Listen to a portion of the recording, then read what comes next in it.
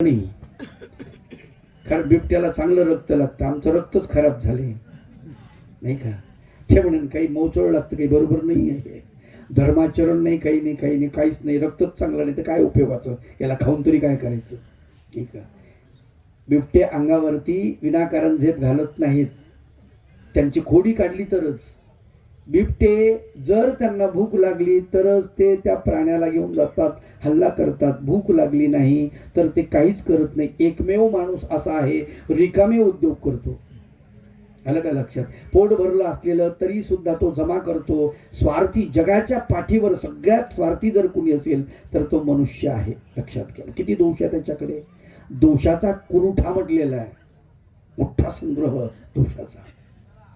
किती डोंगरासारखे. मग डोंगरासारखे दोष आपले ते धुण्यासाठी आपल्याला दुःखही तेवढंच लागेल ना. वर्षातला एक दिवस निवडलेला आहे पण प्रायश्चित्ताचा, फक्त आणि फक्त एक दिवस.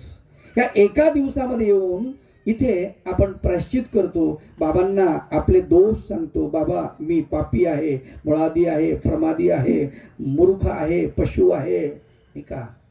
आणि म्हणजे आपले दोष आपण सांगतो, यातून, या दोषातून मला मुक्त करा, देवाला प्रार्थना करा, असे पण प्रार्थना करतो, बोलतो.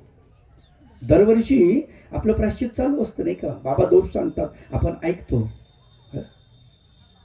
दररोज आपण दोष म्हणत नाही का. आरती झाल्यानंतर आपण दोष म्हणतो, पापो हम पाप कर्माम पापात्मा पाप संभव त्राहि माम कृपया देव शरणागत वत्सल, म्हणतो की नाही. पापो हम, बरं एवढंच नाही, तोंडात आपण थापडा मारतो इकडून इकडून. पापो हम पाप कर्मा हम पापात्मा पाप, म्हणतो की नाही. मी पापी आहे बाबा, माझा आत्मा पापीच आहे, माझं कर्मही पापीच आहे, पाप संभव, माझ्याकडून पापच होण्याचा संभव आहे. हे प्रभो त्राहि माम कृपया देव, माझ्यावरती कृपा करा आणि माझं रक्षण करा प्रभू. मला सांगा, ही प्रार्थना म्हणतो एक श्लोकाची, एका श्लोकाचं प्रायश्चित करतो आणि थोडंसं बाजूला गेलं, कुणी जर आपल्याला म्हटलं हे पापिया, तर आपल्याला बरं वाटतं. अरे आत्ताच कबूल केला ना मी पापी आहे म्हणून, हरकत काय. कुणी जर पापी म्हणलं आपल्याला तर काय फरक पडतो नाही. पण आपल्याला जमत नाही, लगेच आपल्याला ते टोचतं. आपण दुसऱ्याला कसं बोललं पाहिजे. वाणी अत्यंत मराळ आणि रसाळ असलेली पाहिजे.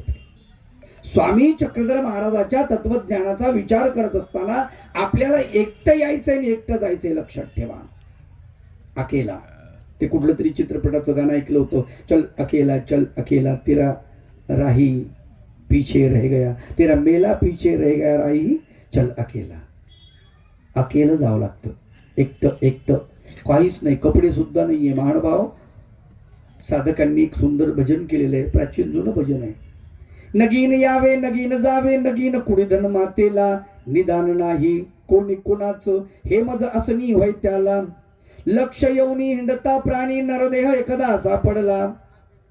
84 लक्ष येऊनी हिंडतो ना आपण, याच्यामध्ये 83,99,999 येऊन फिरून आपण परत मनुष्य जन्मामध्ये येतो. असं फिरून येतो. एकदा मनुष्य जन्म सापडलेला आहे माय बापो, याचं सोनं करावं लागतं आपल्याला. सोनं. भगवंतानं सांगितलं, चक्रधर भगवंत म्हणतात एकला विजया. एकला, इथे आपण आलोत, एकटे नाही आहोत. पण तुम्ही जर समजा प्रपंचाच्या गप्पा जर इथं करत असतील, तुम्ही जर तुझी सून कशी आहे, तुझी मुलगी कसं आहे, बरं चाललंय का, पोराचं बरं चाललंय का, असा जर तुम्ही इथं गप्पा मारत असलात तर संपलं तुमचं. कारण तुम्ही इतके सगळे सामुदायिक असून सुद्धा एकले आहात.